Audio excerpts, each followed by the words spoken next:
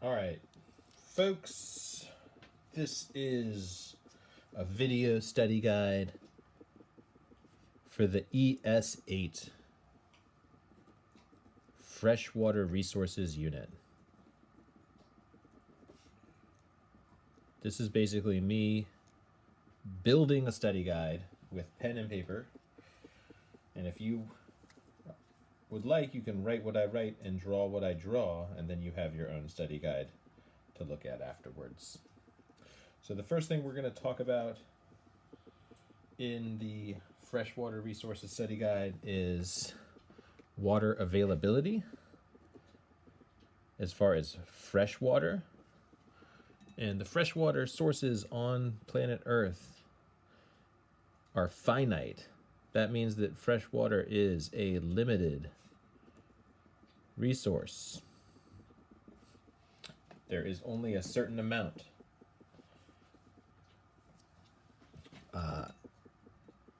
Only 3% of Earth's water is fresh water. And that 3% can be broken down into 1% that is available for drinking, and then 2% that is locked up in ice. So glaciers, polar ice caps, that sort of thing.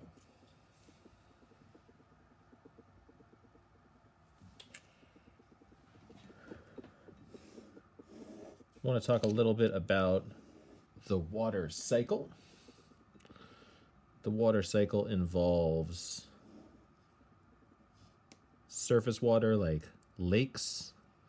That would be considered storage.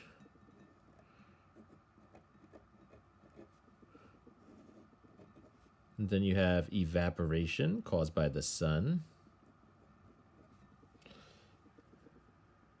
When the water vapor rises high enough and cools down a little bit, you get cloud formation, and that is condensation.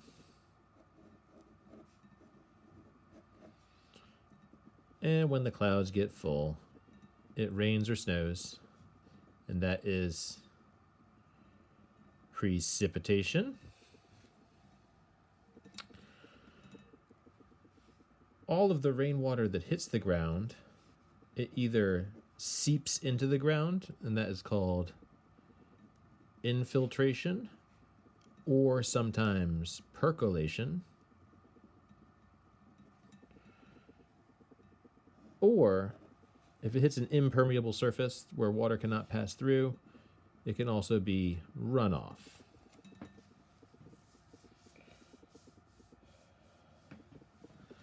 And there's one other thing I want you to know about here, and that is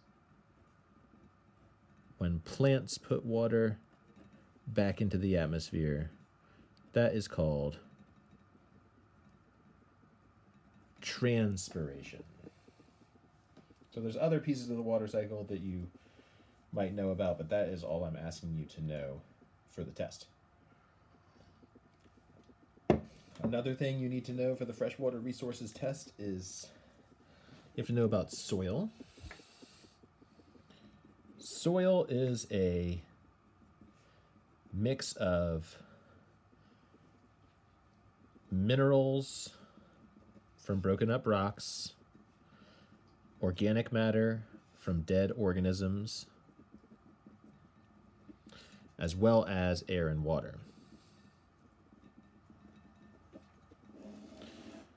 Soil forms in layers. The top layer, where you might have grass and you might have a living organism like a cat, that is called the O horizon, for the organic horizon. Below the organic horizon is topsoil, which is also called the A horizon. At the bottom of the topsoil, you have the alluviated horizon, that's called the E horizon. And below that, you've got something called subsoil, that is the B horizon. Then you've got regolith, which is a fancy word for partially weathered bedrock. So you got larger pieces of rock here. That's your C horizon. And then you've got the actual bedrock, which is sometimes called your R horizon.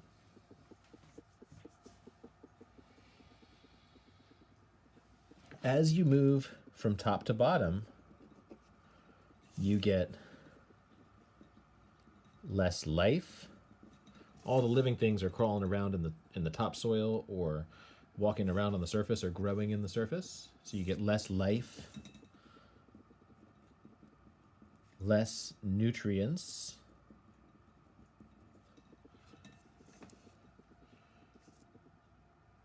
and less fertile soil.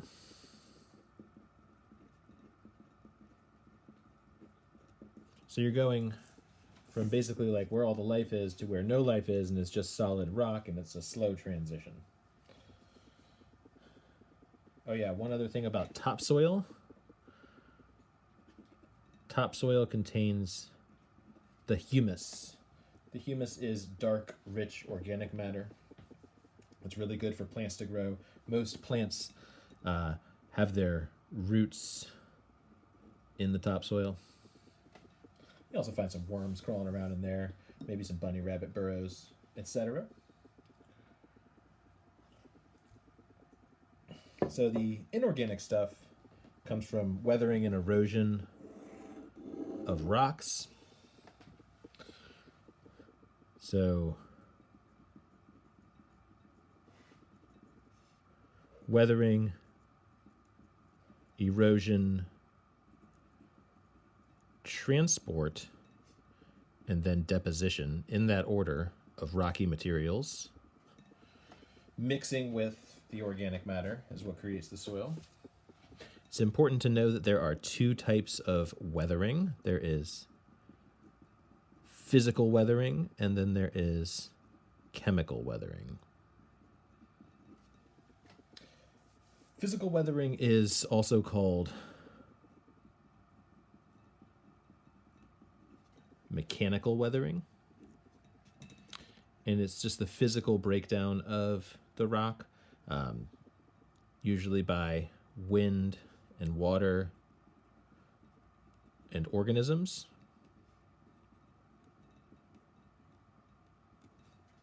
Chemical weathering is when soft rocks dissolve.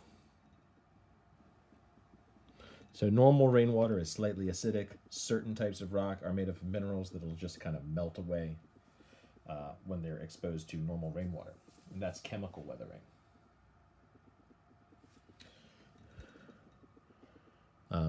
So they're broken apart and carried away and deposited. The four agents of erosion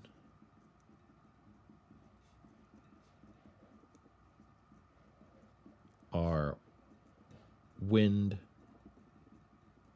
water, ice, and gravity.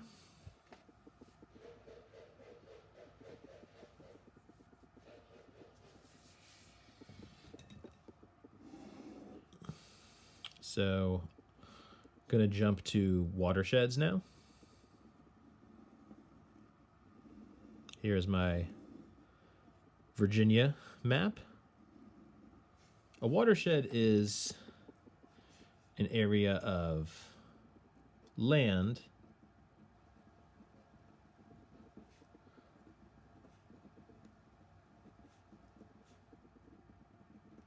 it's an area of land that drains to a particular body of water, like a river or a lake, something like that. And it's surrounded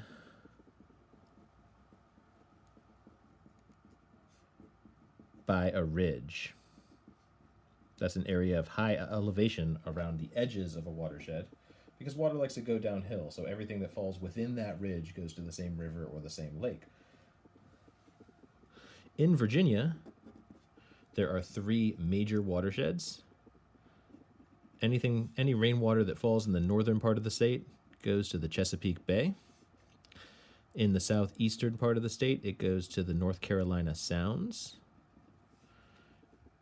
And in the southwestern part of the state, it goes to the Mississippi River and eventually to the Gulf of Mexico. We live in the Chesapeake Bay portion of the state.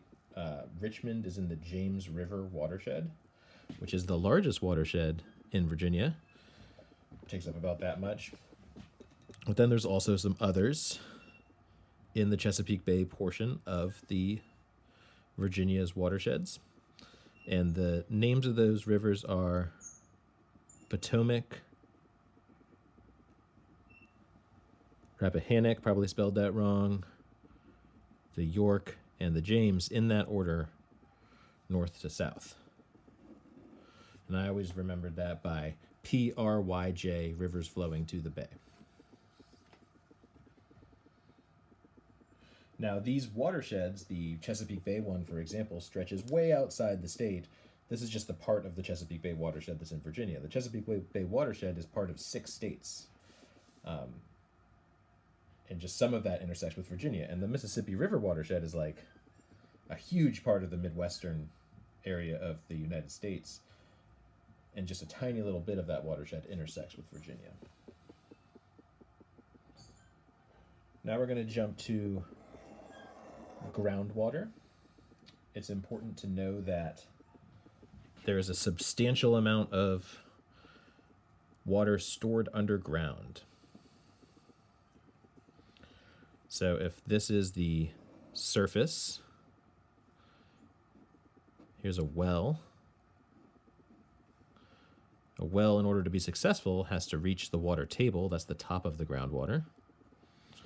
And where the well's pumping causes a drawdown of the water table. It's called the cone of depression.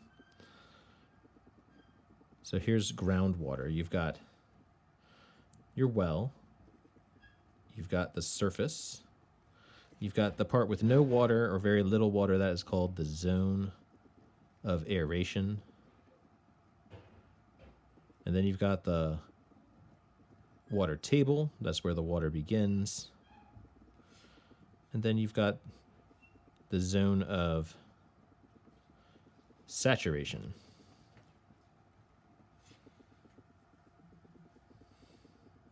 And like I said, that part where the water table is being drawn down is the cone of depression. So you want to be able to label a diagram like that. Sometimes the zone of aeration could be called the unsaturated layer as well. And the surface, sometimes I draw a little person on there just to show that that's the surface. And the water table can move up and down depending on what's going on. Lots of rain will make the water table rise. A drought will make the water table fall. If you put a bunch more wells in here, that'll make the water table fall, for example.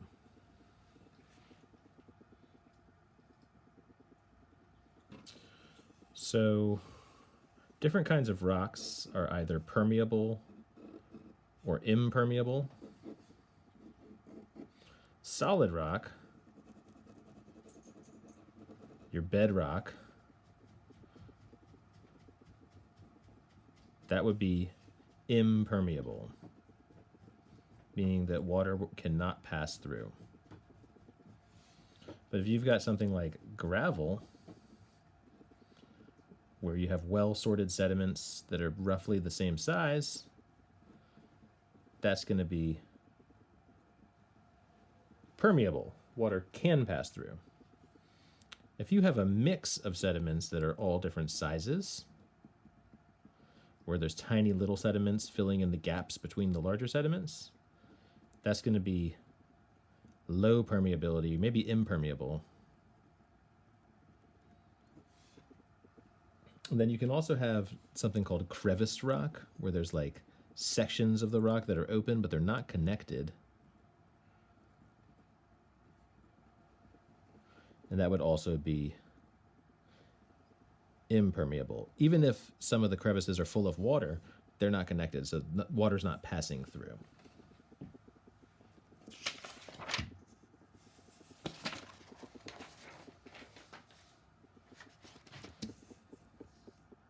You can just flip your paper onto the back. I'm getting another sheet because my pen is kind of dark here. So we were talking about porosity versus permeability. Porosity means there's holes in the rock, but if they're not connected, the rock's not permeable and there's no water that's going to pass through it. Permeability is a measure of how well water passes through the rock.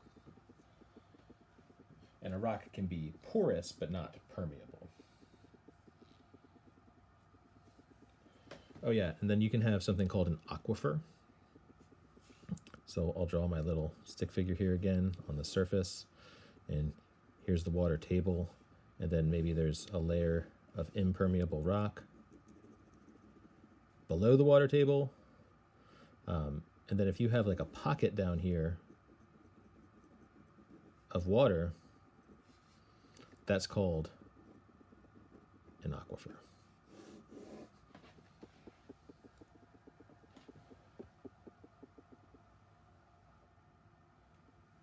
You got to understand a couple of different kinds of pollution. So here's my river. And there's something called point source pollution. And that's like you have a pipe that's pumping pollutants directly into the water. But if you have a farm over here and a farm over here and a farm over here, and they're all have things, the same thing running off from them, like fertilizer or pesticides or something like that, that would be a non-point source of pollution.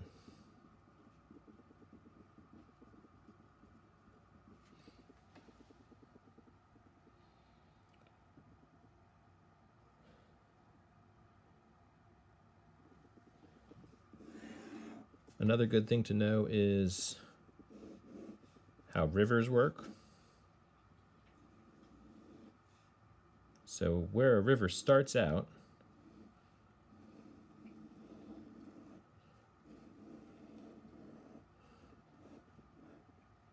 is called the headwaters.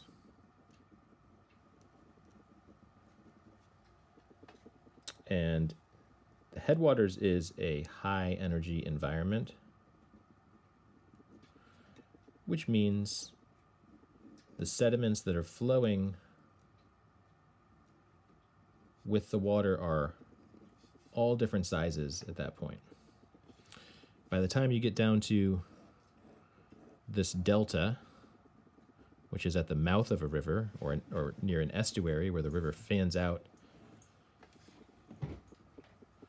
as it meets the ocean or a bay or something like that, by that point, you only have the smallest sediments that are still in suspension.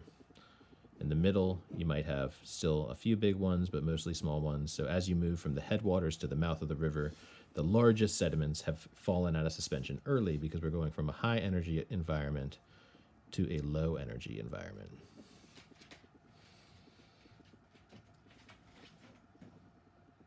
There can also be something at the base of a mountain range where sediment has kind of fanned out in a cone shape. That's called an alluvial fan.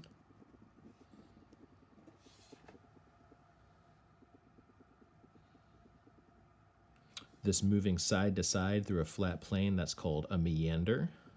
The river is meandering. And the curve here is called an oxbow.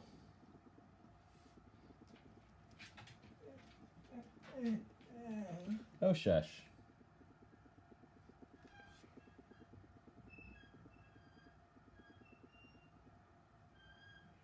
I think that's close to all I'm going to have you know for the test. I will talk about just a little bit of environmental legislation.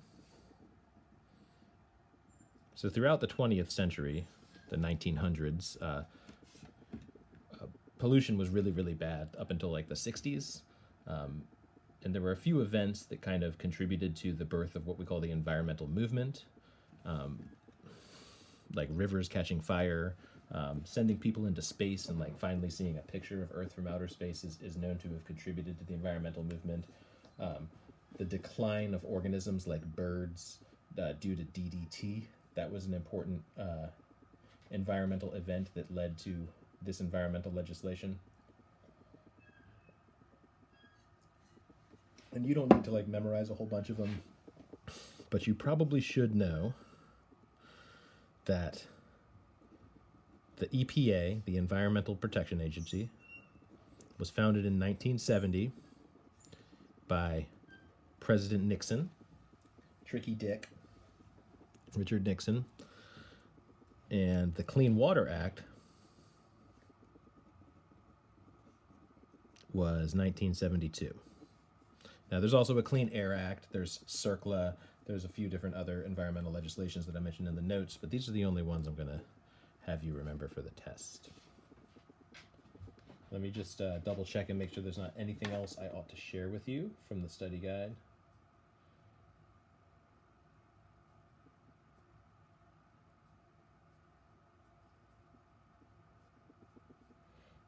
When you watch this video and hopefully do the drawings as well,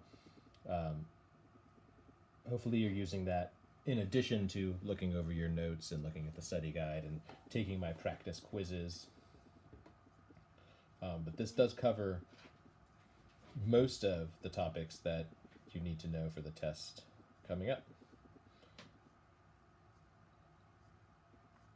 All right, good luck.